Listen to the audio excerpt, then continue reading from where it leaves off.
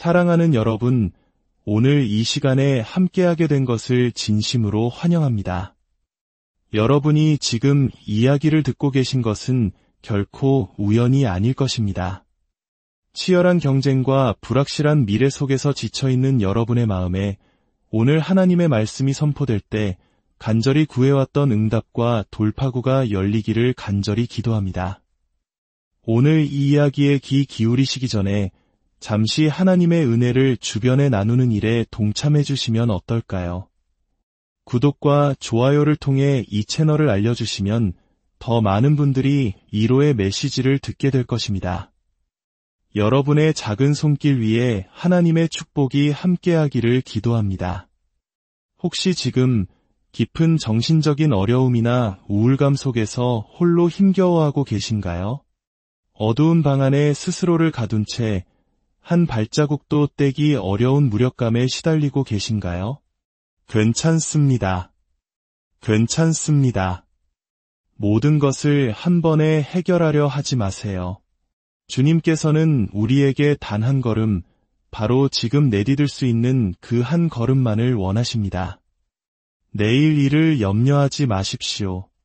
예수님께서 친히 말씀하셨습니다. 내일 일을 위하여 염려하지 말라. 내일 일은 내일이 염려할 것이요 한날의 괴로움은 그날로 족하니라. 그렇습니다. 우리에게는 오늘을 살아갈 힘, 오늘을 견뎌낼 은혜가 이미 주어졌습니다. 혹시 깊은 우울의 골짜기를 걷고 계신다면 제 이야기에 귀를 기울여 주십시오. 아멘. 하루에 한 걸음씩만 살아가는 겁니다. 아침에 눈을 뜨면 바로 다음에 해야 할 작은 일 한 가지를 하십시오. 그리고 그 다음 일을 하십시오. 그러면 성령님께서 당신의 발걸음을 한 걸음, 한 걸음, 또 한 걸음 인도하실 것입니다. 이것이 바로 나선형 계단의 비밀입니다.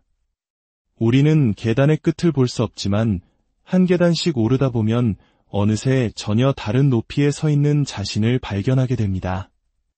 자신도 모르는 사이에 당신은 더 넓고 높은 곳에 서서 더 큰 유업을 받을 준비를 하고 있을 것입니다. 아멘. 주의 말씀은 내 발의 등이요 내 길의 빛이니이다. 시편 119편 105절의 말씀입니다.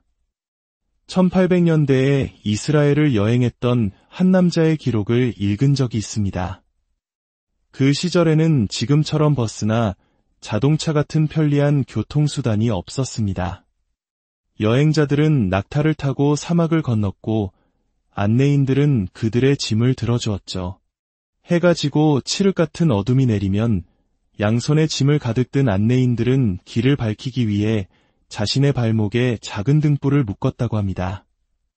그 모습을 본 낙타 위의 목사님은 시편의 말씀을 떠올렸습니다. 주의 말씀은 내 발의 등이요 발목에 묶인 등불은 저 멀리 목적지를 비추지 않습니다. 오직 다음에 내디딜 한 걸음만을 환하게 비출 뿐입니다. 우리 인생도 마찬가지입니다. 하나님께서는 우리에게 인생 전체의 지도를 보여주시지 않습니다. 다만 오늘 내디뎌야 할 그 한 걸음을 말씀으로 비춰주실 뿐입니다. 다시 한번 말씀드립니다. 만약 마음의 병으로 고통받고 있다면 방 안에만 머물러 있지 마십시오. 단 한 걸음만 내디뎌 보십시오. 그저 밖으로 나가 벤치에 잠시 앉아 있는 것일 수도 있고 텔레비전을 켜는 것일 수도 있습니다. 아주 작은 한 걸음이면 충분합니다. 하지만 저는 직장이 없는 거려 걱정하지 마십시오. 그 한 걸음이 당신을 직장으로 인도할 것입니다. 이 나이가 되도록 아직 결혼도 못했어요. 염려 마십시오. 당신의 그 작은 발걸음이 당신을 가장 올바른 사람에게로 이끌 것입니다. 성경 속 리브가를 떠올려 보십시오. 그녀는 그날 아침 우물가로 물을 기르러 가면서 자신의 인생을 뒤바꿀 만남이 기다리고 있으리라고는 상상도 못했을 것입니다. 그녀는 아브라함의 늙은 종에게 그리고 그의 낙타들에게 친절을 베풀었습니다. 그저 순수한 마음으로 행한 작은 순종과 친절이었습니다. 그 결과 그녀는 어떻게 되었습니까? 아브라함의 모든 것을 상속받은 아들, 이삭의 아내가 되는 축복을 누렸습니다. 바로 그 한 걸음이 그녀의 운명을 결정했습니다. 마태복음 6장을 현대적인 메시지 성경은 이렇게 번역합니다. 하나님께서 바로 지금 하고 계신 일에 온전히 집중하십시오. 내일 일어날지 아닐지 모르는 일로 애태우지 마십시오. 때가 되면 하나님께서 어떤 어려운 일이든 당신이 감당할 수 있도록 도우실 것입니다. 이것이 바로 예수님께서 말씀하신 내일 일을 염려하지 말라는 말씀의 핵심 정신입니다. 광야 시절 이스라엘 백성에게 매일 내려졌던 만나를 기억하십니까? 만나는 하루치 양식이었고 다음 날까지 남겨두면 썩어버렸습니다. 이것은 하나님의 은혜가 매일 새롭게 그리고 충분히 주어진다는 원리를 보여줍니다. 우리에게는 내일의 은혜가 아니라 오늘을 살아갈 은혜가 필요합니다. 우리는 얼마나 자주 과거나 미래에 갇혀 살아갑니까? 아름다운 휴양지에 가서도 여기 정말 좋다. 나중에 꼭 다시 와야지라고 말하며 지금 여기의 기쁨을 놓쳐버립니다. 사랑하는 사람과 함께 있는 지금 이 순간을 누리지 못하고 후회로 가득한 과거를 곱씹거나 오지 않은 노년을 걱정합니다. 아닙니다. 하나님께서는 당신을 위해 시간을 회복시키고 단축시키실 수 있는 분입니다. 우리 주 예수님께서 행하신 첫 번째 기적, 갈릴리 가나의 혼인잔치를 기억해 보십시오. 포도주가 떨어졌을 때 어머니 마리아는 하인들에게 이렇게 말했습니다. 너희에게 무슨 말씀을 하시든지 그대로 하라. 이것이 핵심입니다. 그분이 당신에게 무엇을 말씀하시든지 그 첫걸음을 내딛는 것입니다. 만약 당신이 우울감에 빠져 있다면 주님은 아마 이렇게 말씀하실 겁니다. 일어나 숨을 쉬고 밥을 먹고 밖으로 나가 조금만 걸어보렴. 그저 공원을 한 바퀴 산책하는 아주 작은 일일 수 있습니다. 걷는 것에 대해 말씀드리겠습니다. 이것은 주님께서 주신 마음입니다.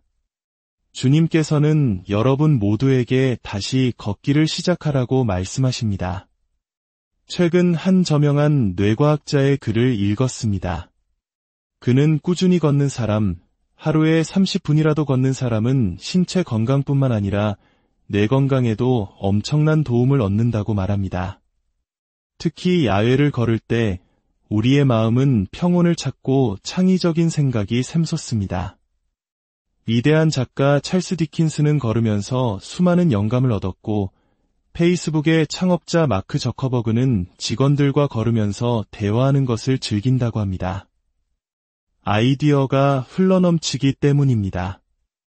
오늘 이 설교의 내용 역시 제가 걷는 동안 주님께서 주신 것입니다. 그러니 다시 걷기를 시작하십시오.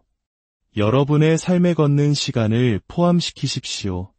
걸을 장소를 찾으십시오.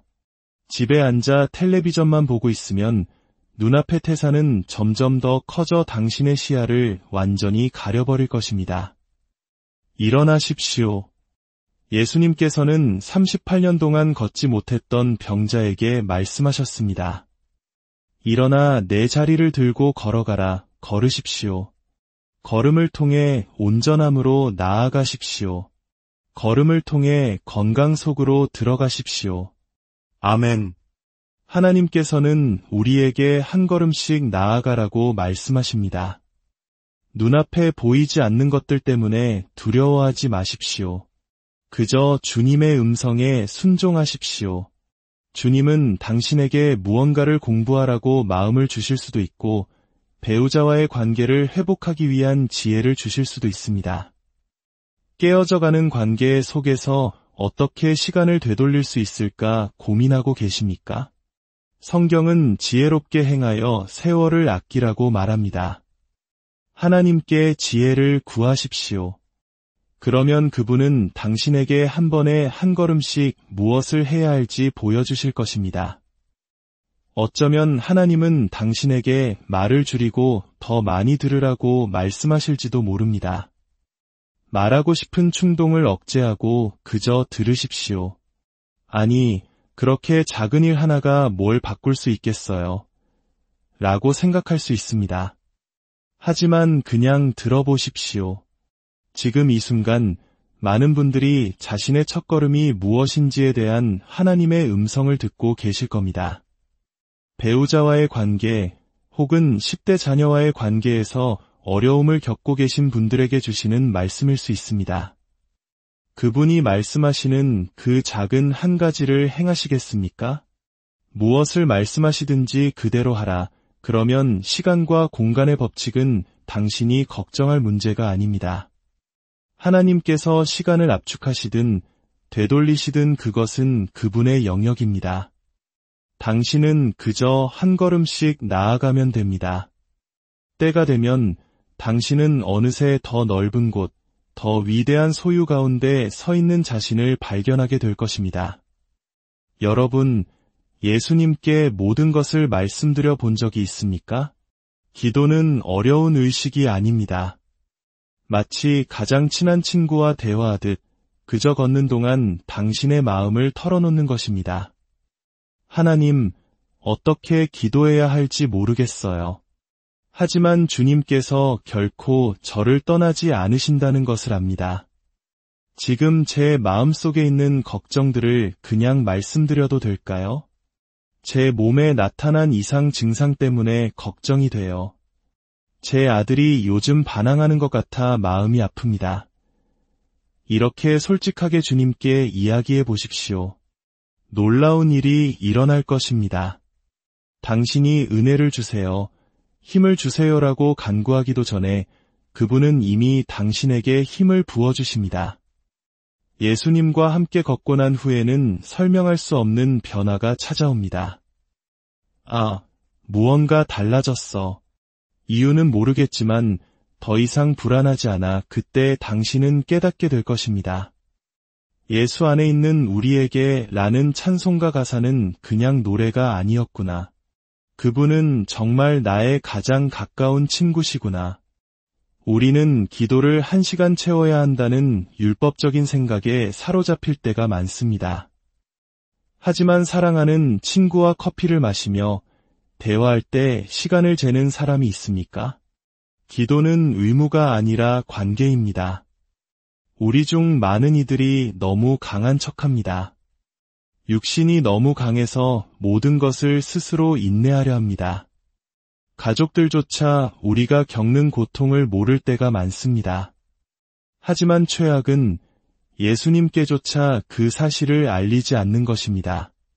겉으로 강해 보이는 사람들은 사실 보이지 않는 곳에서 예수님과 끊임없이 대화하는 사람들입니다. 그들은 자신의 마음을 주님께 쏟아놓기 때문에 가족과 사랑하는 이들 앞에서 강해질 수 있는 것입니다. 여러분, 울어야 할 때는 우십시오. 기도할 말이 없다면 그분의 임재 안에서 그저 우십시오. 주님, 저 그냥 울어도 될까요? 당신 마음에 있는 것을 그대로 말씀하십시오. 그것이 최고의 기도입니다. 주님, 기도하고 싶지 않아요. 성경을 읽고 싶지도 않아요. 괜찮습니다. 그 마음마저도 주님께 말씀드리십시오. 정직함이야말로 주님께서 가장 기뻐하시는 것입니다. 성령 안에서 행하십시오. 그러면 육체의 욕심을 이루지 않을 것입니다. 우리는 종종 순서를 거꾸로 합니다. 육체의 욕심을 억누르고 억제해서 성령 안에서 걸으려고 노력합니다. 하지만 성경은 반대로 말합니다. 먼저 성령 안에서 걸으십시오. 성령의 인도하심을 따르십시오. 그러면 자연스럽게 육체의 욕망에서 멀어지게 될 것입니다. 성령님은 결코 성경에 위배되는 것을 말씀하지 않으십니다. 그분은 당신에게 더 좋은 것을 주시는 분입니다. 구약시대의 성령님은 삼손과 같은 특별한 사람들에게 강하게 임하셨습니다. 성령이 임하자 삼손은 사자를 염소 새끼 찢듯 찢었고 나귀의 턱뼈 하나로 1000명의 적을 물리쳤습니다. 성령의 임재는 곧 번영과 승리였습니다. 그리고 신약시대에 예수님께서는 우리에게 또 다른 보혜사를 보내주시겠다고 약속하셨습니다. 여기서 또 다른이라는 헬라어 단어는 질적으로 전혀 다른 것이 아니라 본질적으로 완전히 똑같은 다른 것을 의미합니다. 즉, 예수님께서는 바로 나 자신과 똑같은 또 다른 조력자를 너희에게 보내주겠다고 말씀하신 것입니다. 그분이 바로 성령님이십니다. 성령님은 우리 곁에서 우리를 돕기 위해 부름받은 분, 위로자, 상담자, 변호인이십니다. 그분은 우리를 너무나 사랑하십니다. 하지만 성령님은 자신을 드러내지 않으시고 오직 예수님을 증거하고 영화롭게 하십니다. 여러분의 삶에 승리가 오고 있습니다. 제가 예언합니다. 주님, 언제까지입니까?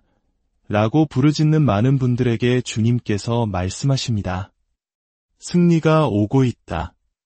곧 올 것이다. 이것은 성령께서 주시는 마음입니다.